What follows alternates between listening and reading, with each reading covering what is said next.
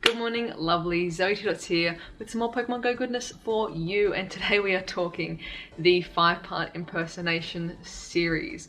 My little self-reflection and a summary and how you guys all felt about it and all that good stuff is here. This is what we're doing. So pretty much I want to go through and explain to you guys why I did the impersonation series, my motivations for that, the challenges that I faced in doing that, the pros and the cons for each individual in doing that, and what I got out of it, or what I intend to get out of it long term. So let's just jump straight into the why. Why did I bother? Why did I want to? What was my motivation and inspiration for the impersonation series? So the divine inspiration, the bolt of lightning that struck my brain was hanging out with the squad, hanging out with the other Pokemon Go creators in Chicago at GoFest. We're all out to dinner and just joking around, and somehow a few of us got on the topic of like people's catchphrases and stuff, like how, you know, how on other creators' catchphrases or little words that we always say, or little phrases we always say, like, you know, with Holly always saying "so guys" and things like that. Like, I was having a bit of a laugh and joking about it. I was like, oh my god, how funny would it be to do a video pretending to be like other YouTubers, blah blah, like just talking about it and joking about it and be like, hey guys, reversal here, you know, hyping up everyone's little intricacies. And then that joke kind of started ticking over and evolving in the back of my head, and I was like, oh, that'd actually be kind of funny to like do blah blah. What would I do for each person? Who would I impersonate? How would I achieve that? And over the course of that week in Chicago, my brain was just ticking away. I was like, oh, and I could do this for this person and this for this person. It just slowly started adding up, and I was like, I think I should do this, just give this a try. I'm kind of at a point where at the moment, a lot of my videos that I'm making for Pokemon Go are very samey. Like I do try to do different things, but as you guys may know, I've been going through a pretty stressful situation in my personal life over the last couple of weeks. So I've been mostly, the videos that I've been doing have been very much get something out, like film, do something and put it out. Like it hasn't been something special or groundbreaking or pushing the boundaries. So I was kind of like, this series, this impersonating or, you know, parodying or homage or whatever you want to call it to other creators would be a great way to get my brain out of my same schedule, my exact same way of filming and editing, trying something in the style of other people, and then also including not only their style of editing and their music and blah blah blah, but like taking on that persona as a bit of a joke. So even though, like, honestly the overwhelming majority of comments have been so positive, there have been a few people asking, oh, why would you bother doing this? Like, why are you doing this? Like, why don't you just be yourself? And it's not about me wanting to be the other creators or wanting to be like, I want to copy the exact same style of this person. Not at all. The whole thing was just a fun experiment and an interesting way to test my new skills. When we see someone doing, how did they do that effect on that time lapse? Or how did they do that particular drone shot? Or how did they achieve X, Y, and Z in the coloring, in the music, in the audio, whatever it is? It's not always as simple as, like, you have to investigate and like research, like, okay, tracking shot, blah blah blah, or masking out, like what I do with the little AR shots, masking out Pokemon and things like that. It's not a simple, like, a filter that you apply to stuff. Like, you need to research and learn how to do these techniques, and it's an awesome way to learn new skills. So I wanted to observe other people, learn new skills from them, but then adapt that to my style of filming. So I don't intend to be copying, like, wholeheartedly someone else's style here on out. I just wanted to sample little flavors and see how everyone does their own videos.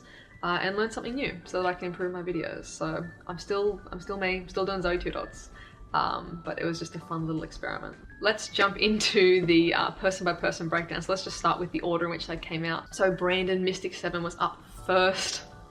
Holy dooly. Mystic was one of the last ones that I filmed. So I filmed, the order that I filmed in was Reversal, Prodigies, Holly, and then Nick and then Mystic and then Nick. So I only had 2 or 3 days to actually film these. So a lot of these were filmed on the same day.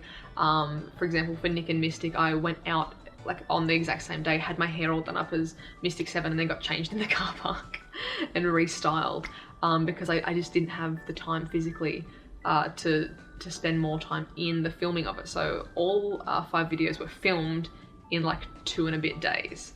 The editing side of it took a bit longer, so the editing side was kind of like the week of work, plus all of the prep work, the images for promoting it, the hype trailer, things like that. So Mystic was the first one that went up in terms of videos. I had so much fun, honestly, so much fun filming in the Mystic 7 style, just getting absolutely hyped up. It was a bit like awkward in some scenarios, like filming at the beach and like yelling like, yeah, one hitter quitter, like that kind of stuff, when there's like people that are silently photographing the beach for like nature photography, and I'm like, there's nowhere else I can get to be more private than this. I'm just gonna have to commit and start like getting into character. So that was definitely pushed me out of my comfort zone, but at the same time it's like, those people taking photos of nature, like I'm never gonna see them again. It doesn't matter what they think of me, to be honest. I'm just that weirdo yelling at a camera, and that's fine. But yes, Mystic's style was so much fun. I think because he is such a personality, there was a lot to work with in terms of like the energy and the inflection in the voice and the accent and the styling. There's a lot to work with, and his style is so incredibly distinct, lots of hard cuts and things like that. So I had definitely a lot of fun. His editing style, I would say, is probably the most different. For all the ones that I did during this experiment, I think his was kind of the closest, or his was the one that I replicated the best. I'll get into that in some other people's examples, but the hard cut stuff, I had a lot of fun doing that. I'd like to definitely take more of those nice tracking or like tracking shots and the nice close-up shots. I was really gutted because I was using my old DSLR, so I could do like the zoom in, zoom out effect. A big chunk of my footage was out of focus, and that broke my heart. I was like, okay, everything's filmed, it looks fine on camera, and I got home and half of it was just soft and out of focus. I was like, no. But you live and you learn, and that's skills to make sure to check for next time. Probably the most challenging thing for filming as Mystic 7 was I filmed so much footage, but because of all the hard cut kind of stuff and scenes always changing, I didn't really film enough different scenes for the like musical components, or like the bits where like the interlude kind of bits, like the cinematic stuff. So even though I had filmed quite a lot, because there's so many hard, fast, quick cuts, it was a lot shorter than what I expected. But I didn't want these videos to go on for too long. I was happy for them to be like short and punchy and get to the point. Next up was Prodigies. Prodigies was probably the most different for me. I know that Australians speak really fast, and me in particular, I know I speak really fast. I'm actually trying right now to speak calmly and clearly, but I know I speak really fast. Prodigies has a great, mellow, chilled out, wonderful like cadence in his voice, and just really calm talking and explaining, which is wonderful. As I mentioned in my video, it was actually genuinely calming to slow down and talk like him and film the video. It was relaxing, it was nice. And it brings a new perspective as well to the game. It doesn't always have to be like the high energy, high octane gameplay, like the chill, the nitty gritty of the numbers crunching and things like that. For me, maths is a hard thing for me. I have dyscalculia, which is kind of like the numbers version of dyslexia. So numbers for me are incredibly difficult. I can barely do my times tables, which is embarrassing for me as an adult. Like that's embarrassing to admit, like I can't do times tables, but maths is incredibly difficult for me. So the people that take their time out to crunch the numbers, they are the real heroes, because numbers are just a jumble. Absolute mess for me, trying to do multiplication or breaking down stats, or you know, dividing by this and times the amount of stardust we're going to get and powering up. Like I appreciate that so much, because it's just an absolute struggle for me. So with Prodigies, I think my favorite thing was taking on that really nice, his nice like speech patterns, and like the inflections in his voice are really pleasing. They're really calming, they're just enjoyable in general. Like it's got a nice like ear sound, like his voice has a nice sound to it, so trying to capture that was really fun. And just like the really simple little setting up that kind of stuff was pretty cute, like the little pop toys and things. It was just kind of fun to pick out little elements from each person. The one thing I think I definitely failed on for the Prodigies video was doing everything in one take. He doesn't really cut any of his videos, and that's probably a part of because it's so natural for him to like just talk at his level, at his speed, and just chill out and give you guys the facts. Because I am such a fast talker, I often have lots of cuts in, because I'll be like, here's the sentence that I'm thinking, and then I have to stop and think about what I'm saying next. And here's what I'm saying, and you know, so on. Whereas the video that I did for him had a lot of cuts in it, which his don't normally do. So that's something that I definitely need to work on and reflect on myself, is to think about what I'm going to say it, and then, you know, end the scene. After that was reversal. besides the Dutch accent, like speaking at Reversal's volume and like the growliness, kind of like he's got like a very bassy voice. Trying to do that plus an accent was incredibly difficult for me. I can do like pretty okay European accents, like my family's Polish. I've grown up with like strong Polish accents all around me. Like I can mimic that pretty well. But the Dutch, there's like that inflection in like the U's and things like that. They're a bit harder for me to capture. It's a lot easier to, I think, mimic Dutch girls' voices, whereas normally I'm really good at doing guys' accents in European, but Dutch is like, holy moly, that was hard. So trying to speak at volume and like with bass in an accent was challenging. But of course, everyone's, you know, entire essence isn't boiled down to an accent. But definitely, I think a big part of like Geo, his Reversal's like thing is like that big, like, you know, punchy voice. Definitely is like a massive part of his persona. So for Geo, I just tried to have a bit of fun with it. I think if you guys are following Reversal, you guys know the whole deal with Girafarig and why he hates Girafarig, or why Girafarig is an absolute scumbag. So I wanted to try and incorporate that into the video, definitely. So I went on a bit of a hunt to go and seek out the the Girafarig quest, have it all there and prepped and all that good stuff. So yeah, I wanted to, I suppose this is getting a tiny bit off tangent as well, but I really wanted to do a bit of a blend of my humor and my style with the other creators. So not just trying to only be that person, like bringing in little bits of humor, like, you know, with Mystic being like, oh, the watch is too big, or oh, wait, how do I get my hair all gelled up like this? Or with Reversal, like going and finding the Girafarig. That's not something he would do, but that's me having a bit of a joke at him. I wanted to combine these elements of me having a bit of a laugh and the other creators' personalities. I think besides absolutely butchering his accent, I did have a lot of fun filming Reversals as well. Just like the really punchy like intro and outros was so much fun. Doing the whole little set with, I didn't have a Gengar plushie, so I have my little Ditto Clefairy. That whole setup was really fun to like sit down and film and try and like get into character. I think I might include a little blooper reel for the Patreon supporters.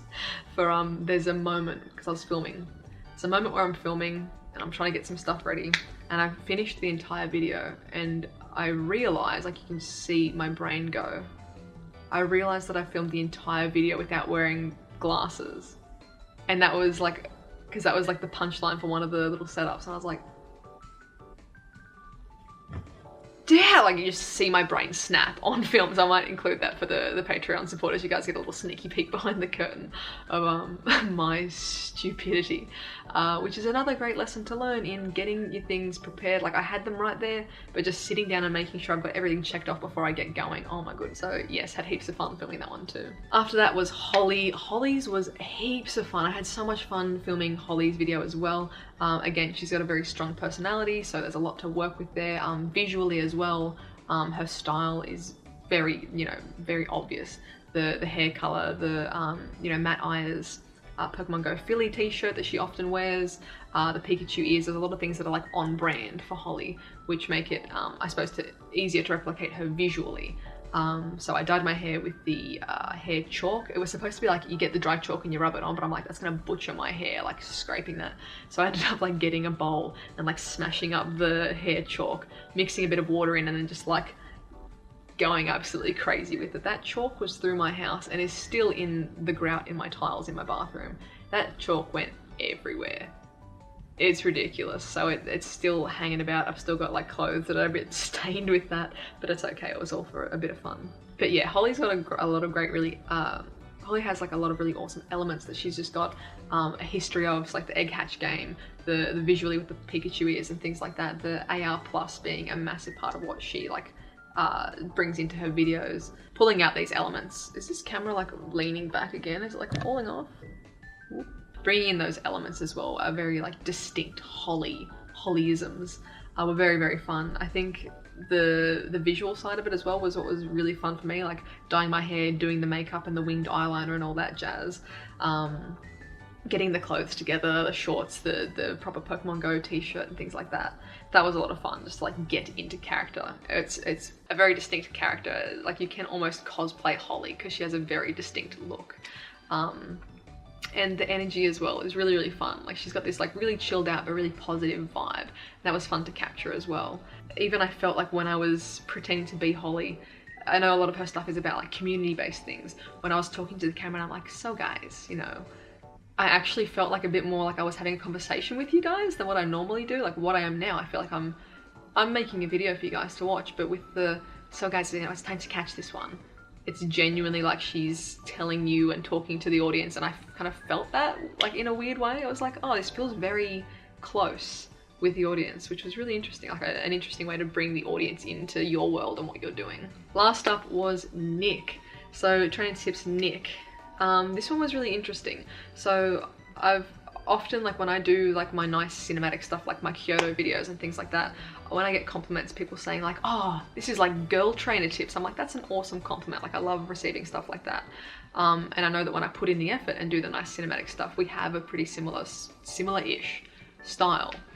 Obviously Nick is like crushing it, breaking boundaries, like making some incredibly gorgeous cinematic stuff. And especially with like his latest videos in Japan, they have been insane.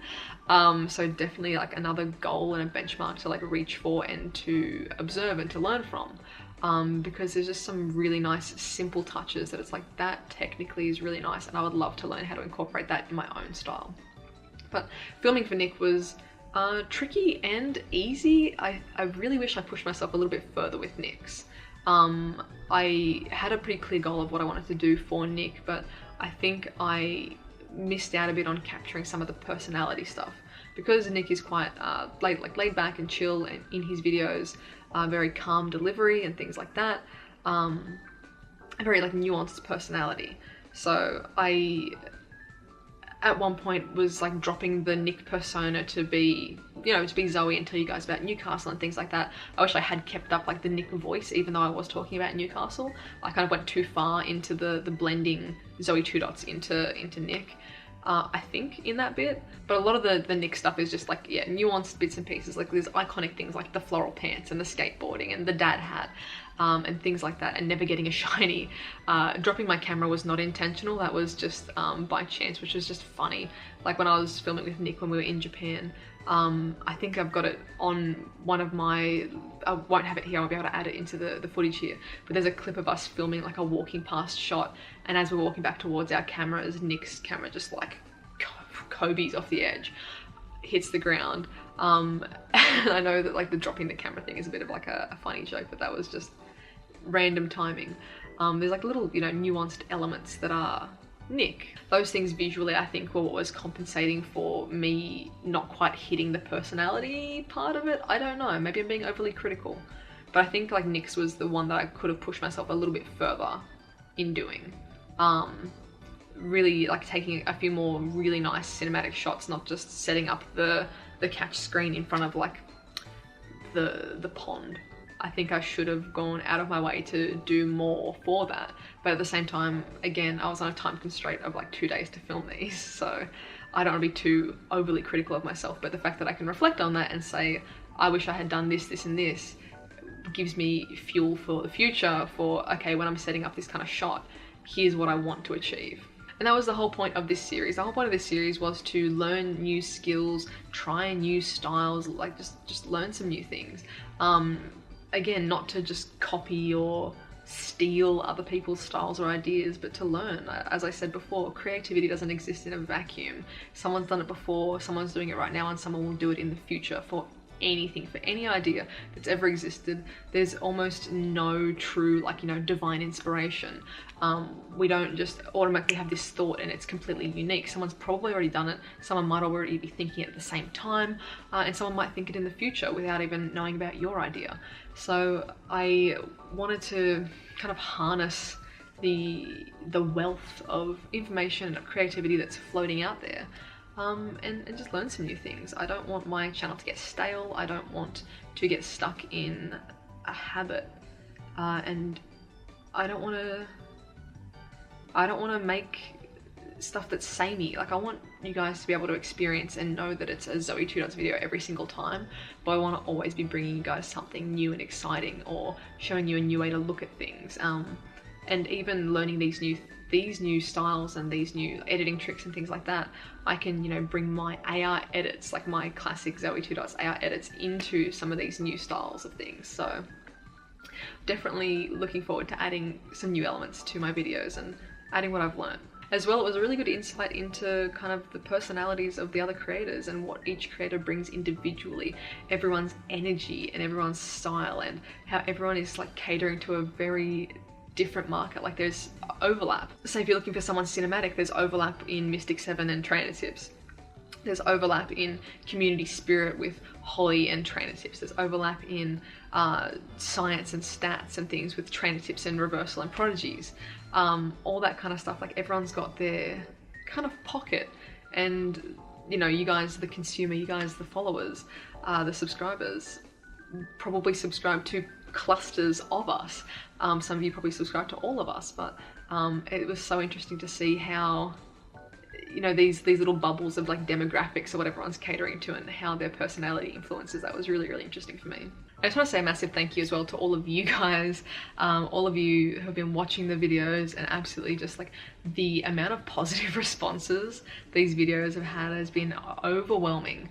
Like, I know that generally like my comment section is pretty healthy, it's pretty positive, but just everyone getting so involved and like calling out things that they liked about each video, or specific things, or noticing really like subtle, like nuanced bits and pieces. Like I really appreciate people like you guys for like calling it out and saying that. It really means a lot that the amount of effort and time that went into this has been noticed. Like even some of you going so far as to say like, I clicked on this thumbnail because I thought it was Mystic's video, because I did sit down and try and put the time into like getting all of their same fonts, getting the same music, doing their thumbnails like exactly the same, trying to do the Twitter posts and the YouTube descriptions similar to them as well. I wanted to get everything kind of as close as a replica as I could. So thank you to you guys who noticed, thank you to everyone who commented and shared your enjoyment, and I'm glad that I can make you guys laugh. That's something that I really enjoy doing, is making people laugh, and I want to do more of that on here. So if I'm making you guys giggle, I'm doing my job right. So if it comes down to who is my favorite to film as, who is my favorite to be, it is such a tough one. I had, honestly, there's like favorite moments in every single one that I could pull out. So I don't want to call out one in particular. I definitely had, I think in terms of fun energy, I had a lot of fun filming Mystic 7's one. I just like that, absolutely like hyping myself up and like getting into that persona put me in like a really good mood in general. So like actually in the process of filming that, I was having a really good time, like having fun because I was getting so energized. Definitely the Holly one was so much fun because I could just like pick out these specific like nuances that I knew would play really well to you guys and that you guys would get a kick out of. For Nick, I really enjoyed it because it was kind of viewing the cinematic style in like a different way and trying to look at and in reflection a lot as well, look at what I can do better to improve what I currently do. Nick as well, just like trying to get that chill, nuanced personality was really, really fun. Prodigies, again, just like the cadence and the voice and the style of what he does was really cool to actually sit down and try my hand at some maths. That was definitely like hard, but really, really good. And for Geo as well, for Reversal, the energy thing, the intro energy and just like having a bit of a joke with it was like super enjoyable. I had a lot of fun filming that as well because I knew kind of like the payoff for the joke, for, you know, the giraffe freak stuff. I'm like, I know how this is going to play out, and I'm enjoying like filming this and preparing this moment. So yeah, I had a lot of fun filming as all of them, genuinely. A lot of really good people. I don't know if this is something I'm going to do again in the future. I know there's certainly other creators that I would love to do this for, certain creators that have like really distinct personalities and styles and things like that. Maybe I'll revisit again in the new year, I don't know, but if you guys want to leave some suggestions for people that you would like to see for an impersonation series, please let me know in the comments down below. I was additionally going to do in this series Yamada-san, Tonton and Spieletrend. I started writing scripts in Japanese and in German to do those videos, but I honestly just didn't have the time to do 3 full videos in different languages when I only speak basic Japanese and German. So yeah, if there's people that you would like to recommend, chuck it in the descriptions Check it in the description, check it in the comments down below who you would like to see me impersonate in the future, if I do it. But definitely I'm always keeping my options open for exploring new things, learning new things. So thank you guys so much for watching. Have a wonderful morning, noon, night, whatever time it is for you, and I'll catch you guys in the next one. Bye.